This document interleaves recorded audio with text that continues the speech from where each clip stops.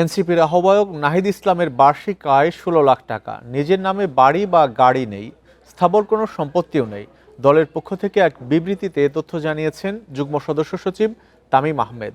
নাহিদ ইসলাম সংক্রান্ত নির্বাচনী হলফনামা ও আয় সম্পর্কে সামাজিক মাধ্যমে ছড়ানো বিভ্রান্তিমূলক তথ্যের সত্যতা যাচাই করা হয়েছে বলেও জানান তিনি। ঢাকা ১১ সংসদীয় আসনে ত্রয়োদশ জাতীয় সংসদ নির্বাচনে প্রতিদ্বন্দ্বিতা করছেন নাহিদ ইসলাম। নির্বাচন কমিশনে মনোনয়নপত্রের সঙ্গে জমা দেয়া হলফনামায় আয় ও সম্পদের তথ্য উল্লেখ করেছেন তিনি। হলফনামার তথ্য অনুযায়ী নাহিদ ইসলামের অস্থাবর সম্পদের মোট মূল্য ২৬,৫,৩৬৩ টাকা। বর্তমানে এই সম্পদের আনুমানিক মূল্য ৩০ লাখ টাকা।